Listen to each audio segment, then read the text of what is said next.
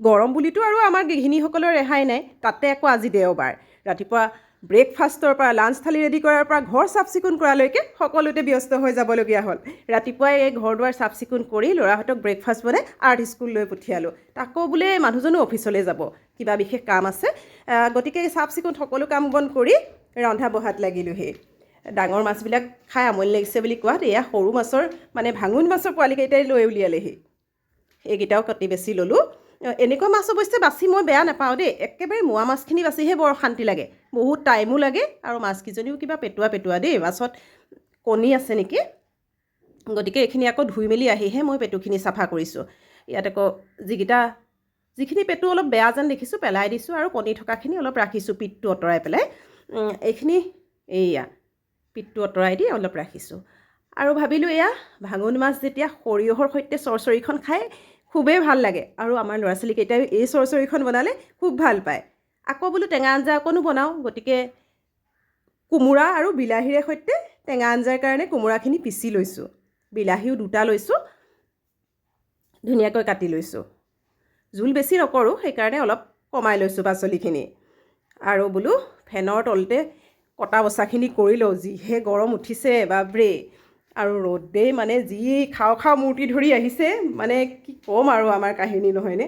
এয়া ফেনখনৰ তলতে মই এই ডাইনিং টেবুলতে কটা বচাখিনি কৰি ল'লোঁ। এইফালে আকৌ তাৰ মাজতে গৈ মাছখিনিও ফ্ৰাই হ'বলৈ দিলোঁ। এইখিনি কেৰাহীখন বহল কাৰণে কেইবাটাও মাছ একেলগেই দি দিছোঁ। ফ্ৰাই হওঁতে বেছি সময় নালাগে, গতিকে এয়া সৰু মাছ যিহেতু এবাৰ লৰাই সোমৰাই দিলোঁ। আৰু আন এখন কেৰাহীত মই বোলো আঞ্জাখন তুলি দিওঁ। এয়া প্ৰথমে বোলো টেঙা আঞ্জাখনেই তুলি দিওঁ। গতিকে তাততো বিশেষ মা মছলা একোৱেই প্ৰয়োজন নহয়। গতিকে পাঁচফোৰণ কেইটামান দি প্ৰথমে বিলাহীখিনি অলপমান ভাজি ল'লোঁ। ইয়াত পৰিমাণ অনুসৰি নিমখ দিলোঁ আৰু হালধি দিলোঁ। এই আঞ্জাখন আকৌ সেই মাহঁতৰ হাতত বা আইতাহঁতৰ হাতত সোৱাদটো কিবা সুকীয়াই হৈ পৰে নহয়নে। মই এই মাহঁতৰ হাতৰ এই টেঙা আঞ্জাখনৰ সোৱাদ মই পাহৰিবই নোৱাৰোঁ। এইখিনি বোলো সিজি থাকক। এয়া মাছখিনিও ফ্ৰাই হৈ গৈছে, অলপ অলপকৈ ভাজি আছোঁ গোটেইখিনি মাছ। এয়া আৰু এতিয়া বাকীকেইটা মাছো এনেকৈ দি দিওঁ। আৰু এইখিনি সিজে মই এয়া সৰিয়হৰ চৰচৰিখনৰ কাৰণে ৰেডি কৰি আছোঁ।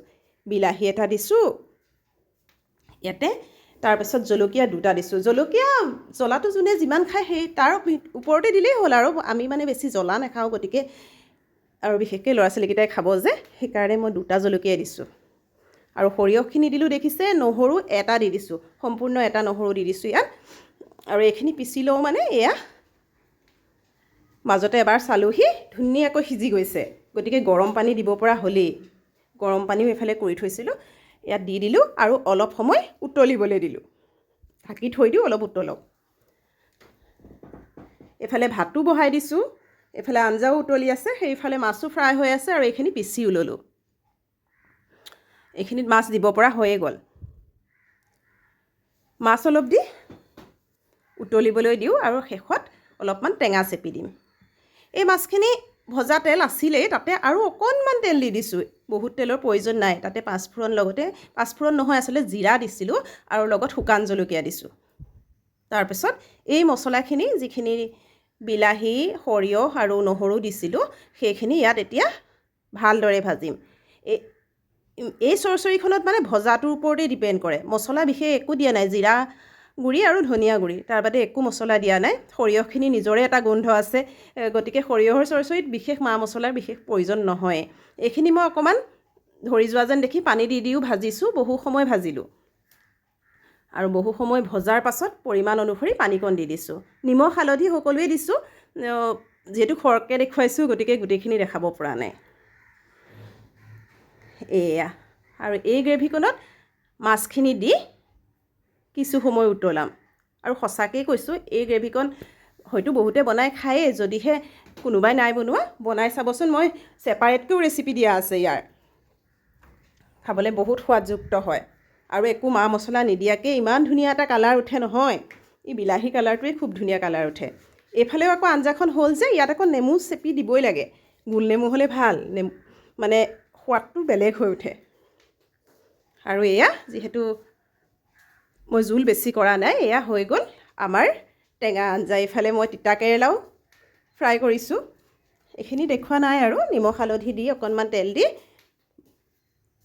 এয়া ফ্ৰাই কৰিলোঁ চালাড এখনো ৰেডি কৰিছোঁ আৰু পেটু ভাজিকণো বনাইছোঁ দেই আৰু এইখিনি মই এয়া পেটু ভাজিকণ মানে পিঁয়াজ জলকীয়া দি পেটুকণ ভাজি তাৰ ওপৰত আকৌ অকণমান ভাত দি ধুনীয়াকৈ ভাজিছোঁ আৰু এনেকৈ ভাজিলে কিন্তু আমাৰ ঘৰত চবেই খাই ভাল পায় মানে ল'ৰা ছোৱালীকেইটায়ো অকণমান মুখত দিয়ে আৰু এনেই বেঙেনা দি ভাজিলে কিন্তু নাখায় আৰু এয়া মোৰ ভাত ৰেডি কৰিব পৰাই হ'ল আৰু ভতিজাজনীয়ে ফোন কৰিছে বোলে তাইও আহি আছে হোষ্টেলৰ পৰা গতিকে তাই আকৌ এই তৰকাৰীকণ বৰ প্ৰিয় গতিকে চিন্তা নাই তাইও ধুনীয়াকৈ ভাতকেইটা খাব পাৰিব এইফালে মোৰ দৌৰাদৌৰিকৈ ৰেডি কৰা ভাত বাঢ়িব পৰা হৈ গ'ল আপোনালোকৰ লগতো অকণমান শ্বেয়াৰ কৰিলোঁ এইফালে আপোনাৰ আঞ্জাখিনি দি এইফালে দিলোঁ তিতা কেৰেলাৰ ভাজিখন তিতা কেৰেলা ভাজি আকৌ ল'ৰা ছোৱালীয়ে নাখায় যেনেকৈ বনাই নিদিলোঁ কিন্তু আমি আকৌ মাক বাপেক খালে বৰ ভাল পাওঁ এইফালে পেটু ভাজিকণ এনেকৈ ভাজিলে খায় বাৰু এইফালে দিলোঁ চালাড আৰু অকণমান ফ্ৰাই মাছ ৰাখিছিলোঁ এয়া ফ্ৰাই মাছ